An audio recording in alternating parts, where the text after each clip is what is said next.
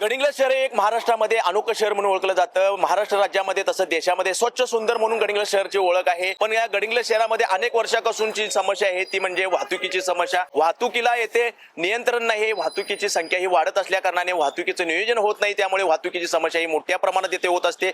गडिंग्लज शहरातील मुख्य रस्त्यावर वाहतुकीची समस्या होती, त्यानंतर ट्रॅफिकची समस्या होती, याशिवाय भडगाव रोडला ट्रॅफिकची समस्या आहे, आजारा रोड ट्रॅफिकची समस्या आहे, कडगाव रोडला आणि संकेश्वर रोडला असा कुठलाही रस्ता नाही की जिथे गडिंग्लज शहरामध्ये वाहतुकीची समस्या नाही, ट्रॅफिक जाम होणे, त्यानंतर विविध अपघात होणे, अशा पद्धतीच्या अनेक प्रकार इथे घडत असताना आपण पाहिलं की मंत्री हसन मुश्रीफ यांनी मुख्य रस्त्यावरील वाहतुकीची समस्या दूर करण्यासाठी प्रशासनाची एक बैठक केली। बैठक केल्यानंतर त्यांनी वाहतुकीला सुरळीतपणा येण्यासाठी प्रशासनाने कठोर पावले उचलली, अनेक अतिक्रमणे काढण्यात आली, त्यानंतर जे फळ विक्रेते होते किंवा जे फुटपाथवर बसत होते त्यांना तिथून हटवण्यात आले आणि तेथील जी वाहतुकीची समस्या आहे ती दूर करण्यासाठी काही प्रमाणात का असेना त्यांना यश मिळालेलं आहे। आणि आता आपण पाहू शकतोय मुख्य रस्त्यावरील वाहतुकीची समस्या कमी होत असताना आता आपण पाहू शकतोय भडगाव रोडला मात्र वाहतुकीची समस्या ही मोठ्या प्रमाणामध्ये जटिल होताना दिसते।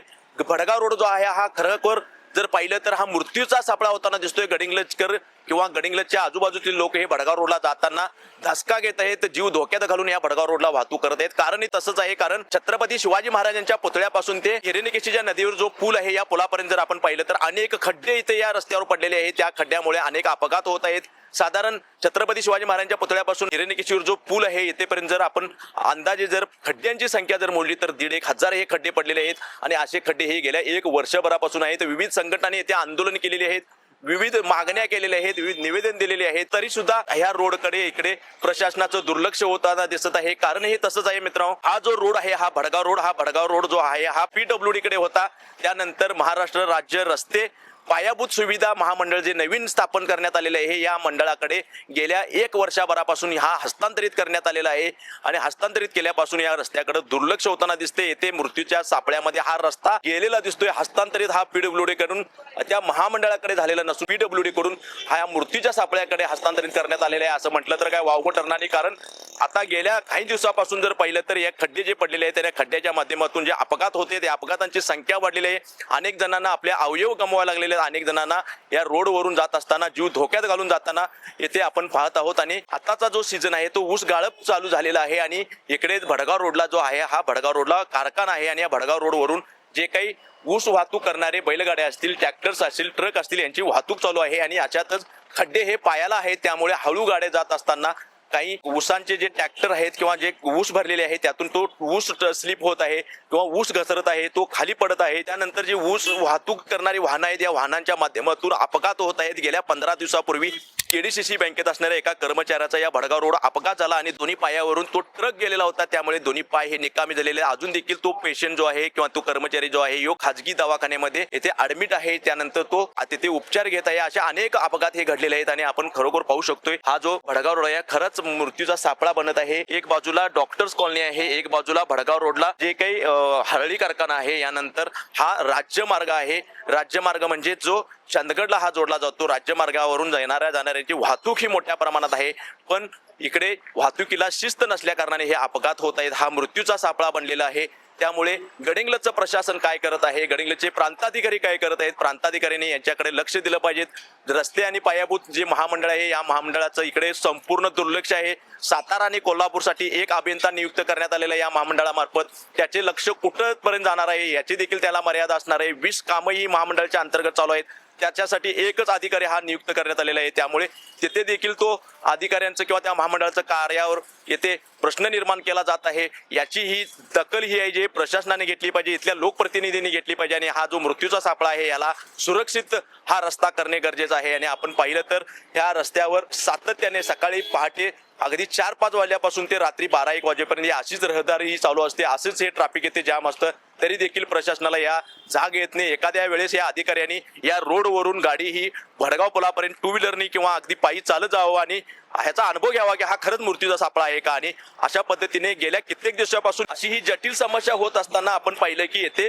प्रशासन काहीच लक्ष देत नाही। अगदी छत्रपती शिवाजी महाराजांच्या पुतळ्यापासून दोन्ही साईडला 4 चाकी ह्या पार्किंग केलेल्या असतात, त्यामुळे इकडे येण्या जाण्यासाठी जो रस्ता हा अरुंद होतो, दोन्ही साईडला गाड्या पार्किंग केल्यामुळे त्याचंही इकडे पोलीस प्रशासनकडे याकडे लक्ष सोडण्यात येत नाही आहे. त्या दोन्ही बाजूच्या जर गाड्या काढल्या तर वाहतुकीला मार्ग मोकळा होतो. त्यानंतर रस्त्याचे विविध कामे किंवा नगरपालिकेच्या अंतर्गत जे येणारे पाईपलाईन्स असतील किंवा त्यासाठी खड्डे काढलेले आहेत, अशामुळे अनेक रस्त्यांना येथे प्रॉब्लेम अनेक होत असताना प्रशासन बाकी याकडे काही करताना दिसत नाहीत.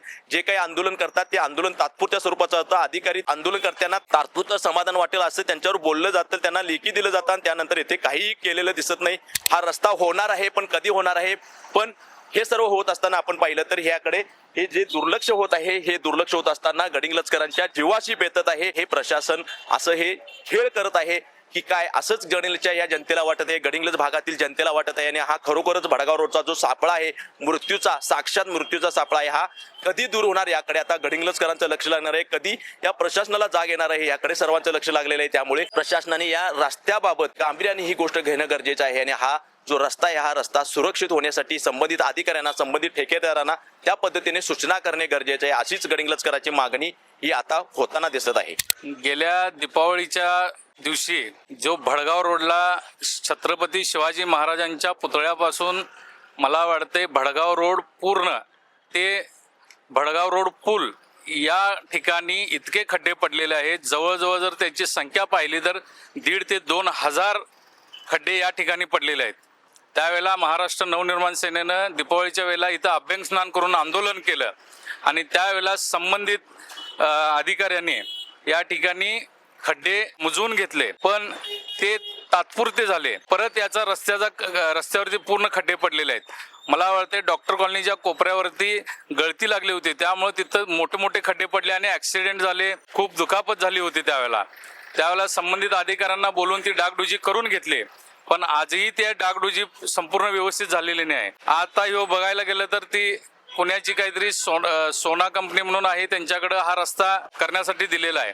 संबंधित महाराष्ट्र रस्ते विकास महामंडळ प्राधिकरण यांच्याकडे हा रस्ता PWD ने हस्तांतरित केलेला आहे. मला या ठिकाणी असं सांगायचं आहे, गेल्या वेळेला अभ्यंग स्नान करून ज्या वेळेला ह्या रस्त्याची डागडुजी करून घेतली, पण ती तात्पुरती झाली आणि ती सुद्धा आज सगळी निघून गेलेली आहे. संबंधित त्या अधिकाऱ्यांना मी फोन केला होता की त्यांनी मला सांगितले की त्याची मला पूर्ण फोटोग्राफी पाठवा, आम्ही तात्काळ ते करून घेतो. मी आपल्या लाईव्ह टुडे मराठीच्या माध्यमातून त्यांना सांगू इच्छितो की तात्काळ येणाऱ्या 3-4 दिवसामध्ये छत्रपती शिवाजी महाराजांच्या पुतळ्यापासून ते नदीच्या पुलापर्यंत हे सगळे खड्डे मुजवले पाहिजेत, याचं डांबरीकरण करून घेतलं पाहिजेत. अन्यथा महाराष्ट्र नवनिर्माण सेनेनं अभ्यंग स्नान केलं होतं. याच्या पुढं गडिंग्लजकरांना आणि त्या अधिकाऱ्यांना एक वेगळ्या पद्धतीचं वेगळ्या स्टाईलनं आंदोलन दिसून येईल. जे काय आंदोलन होईल त्याला संपूर्ण जबाबदार ते संबंधित अधिकारी आणि ते ठेकेदार असतील. तुर्तास थांबतो. जय हिंद, जय महाराष्ट्र.